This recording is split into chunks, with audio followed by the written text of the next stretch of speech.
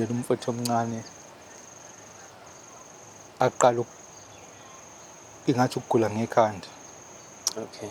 Akuba ngathi uhanjelwa ingqondo, akhuluma izinto esingayi-understand. Nami ukakhuluma into nje engingayi-understand ey'nsukwini okuyiyona mhlambe engilethe la. Ngoba umfowethu ukhulume ukuthi ubona abazali bethu bembiza, kodwa abazali bethu kube basishiya sebancane, mhlawumbe usuphe 10-12 years bashona. Okay. Kodwa yena uthi ababona bayambiza egcekeni. Hhayi, ngiqale ngingamnaki, kodwa lokhu ephesista ukuthi hhayi abazali bethu bakhona bayaphila egcekeni bayambiza. Uma ngifika kumuntu wesiZulu sithola ukuthi umfowethu uhlanyiswa ugogo ngoba belokhu ekhuluma le ndaba le yokuthi uyababona abazali bethu egcekeni ekhaya. Kungagcini lapho, umuntu wesiZulu aveza ukuthi emhlanyisile nje ingoba bathi uma beshona abazali bethu ugogo abathwebule wabenza imikhovu. Kuthiwa bakhona lapha ekhaya bavalelekile. Futhi ngoba uma bebiza umfowethu nje basuke bembiza bezama ukumtshengisa ukuthi bacela ukukhululwa, futhi bayayilwela ngokuchaza komuntu. Inibingelele ngiphinde nginamukele emakhaya TV, emakhaya ka50 kanti nami ngusithe 50. Ngusithe 50 ngo-EasyBet. Please guys, ngicela njoyina u-EasyBet nisebenzise promo code ethi sithe 50. Njengoba nathi siqeda ukureach u50,000, mhlawumbe uzoyibona le video sesiko51 noma sibheke ku51 angazi. Ngiyathemba ukuthi ngelinye ilanga sikhule size sifike ku100, size sifike kwi-million. Awucabangi nawe uzowazi ukuthi ngaqala nemakhaya TV ku0 ngayithatha ngayibeka ku-million. Singakujabulela. Ngijabule, ngicela nje ukubonga bafethu, khona umfethu wakhomenta wathi uzongithengela iy'turo. Ungifonelile-ke wathi iy'turo uzongithengela zona emva kwephasika. Lezi uzothi sithe uthengelwa kanjani iy'turo uhlezi ey'tureni usikema abantu? Cha, lezi bafethu ngiyayiboleka. Akusizona ezami, akusizona ezasemakhaya, ngiyayiboleka. Mhla wayithenga lo mfethu ngizoyibhala ukuthi emakhaya TV sponsored by, ngibhala isibongo sakhe noma ikhampani yakhe main ikhampani. Bafethu nginomfowethu la engikujabulelayo ukuthi ungangami, engingathandi okwenzeka empilweni yakhe. Kodwa-ke ngizothanda ukuthi naye ayisho lo mfowethu. Yebo. Kwenze njani?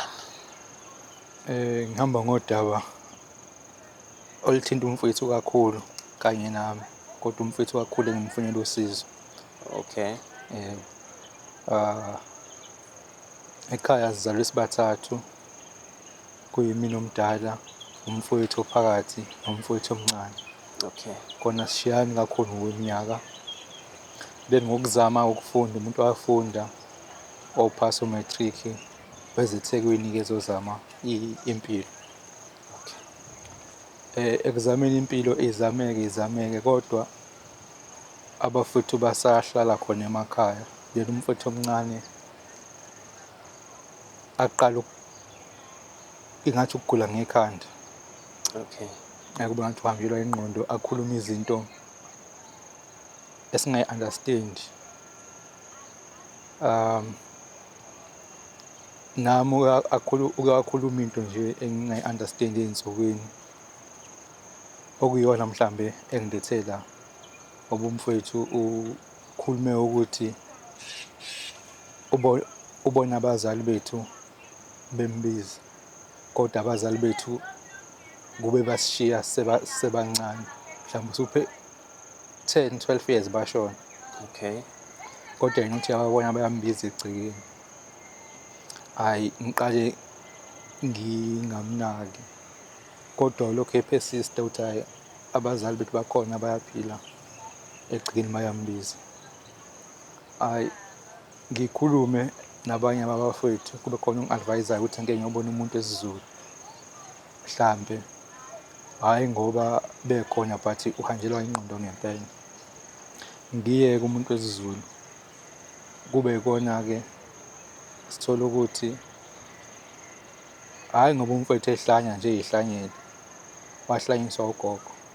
Ugogo wakho? Yebo, ugogo wami ozala ubaba. ugogo wayinengane eziwu-4, kuba ubaba namantombazane amathathu. Ubaba wagana uma, then kwazalwa thina o-anti baganile bahlala emizini yabo nabo.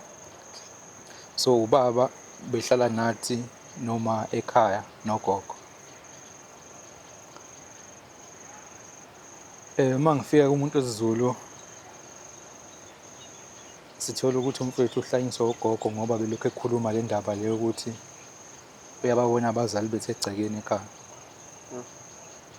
Kungagcini lapho, umuntu wesiZulu aveza ukuthi emhlanyisile nje ingoba bathi uma beshona abazali bethu ugogo abathwebula wabenza imikhovu. Kuthiwa bakhona lapha ekhaya abavalelekile.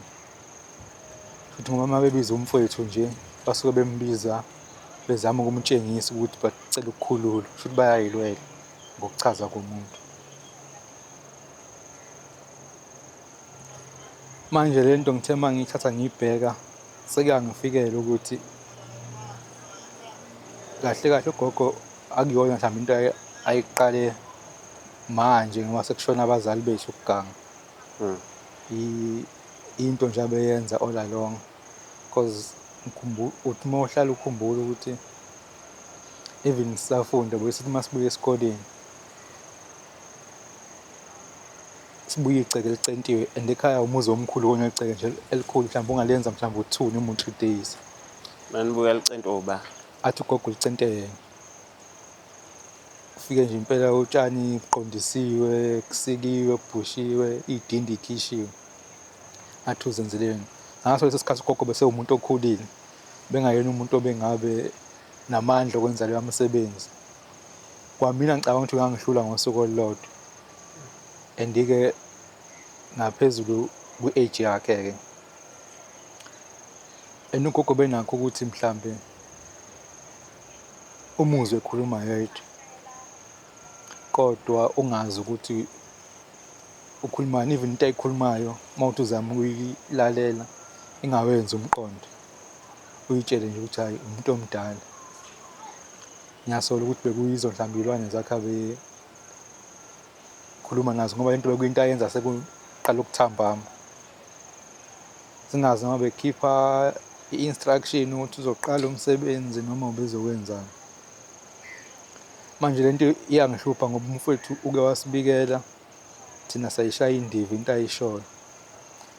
And nami iyangihlupha ngoba ngiyafuna ukuyosiza umfowethu khona ekhaya, kodwa ngiyasaba kakhulu ukuthi mhlawumbe ngothi ngifika ugogo nami angihlanyise or angenze okungaphezulu ngoba ngiyacabanga ukuthi akafuni kwaziwa ukuthi uyaganga.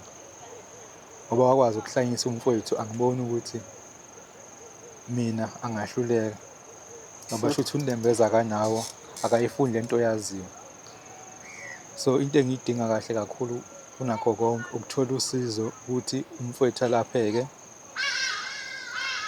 nabazali bethu bakwazi ukuyoqaqeka ukuthi uma baqaqeke bezokwazi ukulala ngokuthula.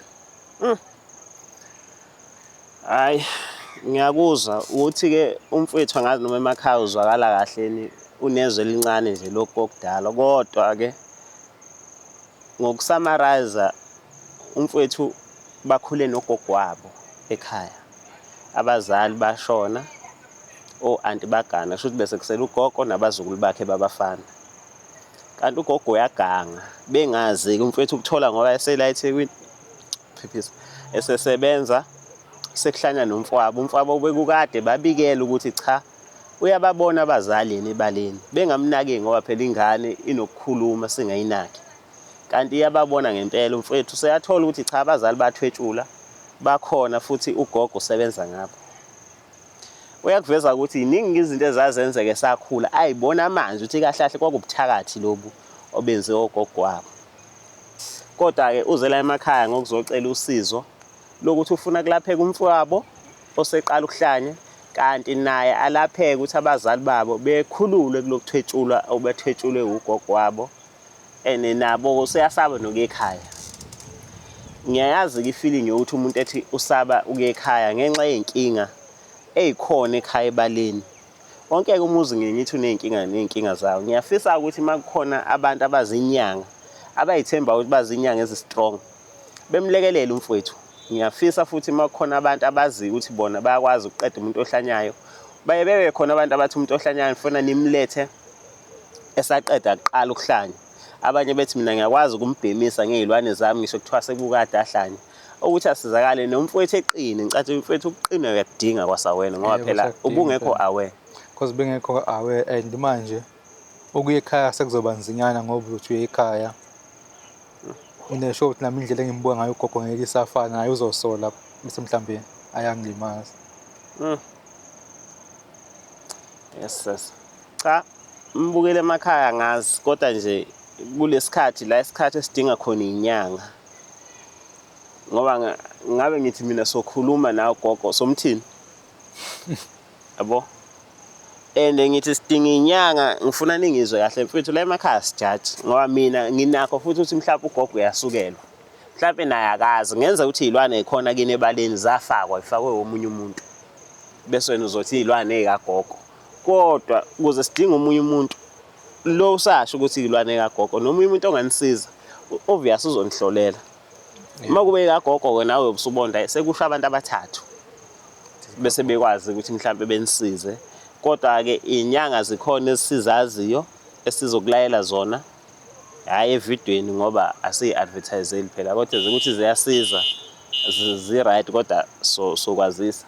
Kodwa ke ezinye siyithathe kuma-comment. Abantu bayakhomenta kakhulu bethi anizame usibanibani waseMbumbulu, anizame usibanibani wakuphi kuphi, anizame ubanibani eMtuba. Ngizocela ukuthi nawe le video mayiphuma uwabheka ama-comment, uwafunda ama-comment. Nami ngizowafunda ama-comment kodwa nami ngizokusiza ukuthi ulayekele la ungalayeleka khona. Mhlambe sihambe ngokuphelezele. Into enjalo ngingasayishuthi mina. Yabo? Ngibasiza abantu ngasese mase kwenziwa into ekanjalo. Kodwa nje siyacela ukuthi nani lapha emakhaya nisize kakhulu. Ungicathi baningi abantu enibaziyo ukuthi umuntu othwetshuliwe ugezwa kanjani, ukuthi umuntu ohlanyisiwe ulapheka kanjani. Ngicathi yizo zonke izinto esizidingayo njengamanje lezo. Khona nomfowethu naye ezokhona ukukhululeka, uzokhululeka nengane encane engaze ecala kodwa iyabona izinto. Esithola ukuthi siyahlanyiseleka ke manje ngenxa ukuthi iyabona izinto. Mhlambe omunye umuntu engasho ukuthi wabona izinto ongafanele uyibone. Bafethu ningixolele nami nje nenkinga zami. Namhlanje ngiyagula nokuzoshutha ngehudula. Ngivuke nje nginey'nkinga ey'ningi. Kepha-ke ngiyathemba mfethu ukuthi ababukeli bala emakhaya bazokusiza kakhulu. Sebebasizile abantu. Nami ngiyathemba ukuthi inyanga ey'mbili engakulayela zona zizokusiza. Uma kuba zikusizi sizoya kwezinye nakwezinye. Ekugcineni umfowenu mhlambe uzolungiseleka, mhlambe nawe uzoyithola ipeace. Bafethu ngicela lapha emakhaya niqhubeke nijoyine u-EasyBet, niqhubeke ni-like and subscribe nikhulise Emakhaya TV. Ngicela ukuthi nisebenzise i-promo code ethi STay50 ngoba u-EasyBet is the best. Uma kuba uyiphanda uyabheja, ayikho indlela elungile yokubheja njengo-EasyBet. Siyabonga.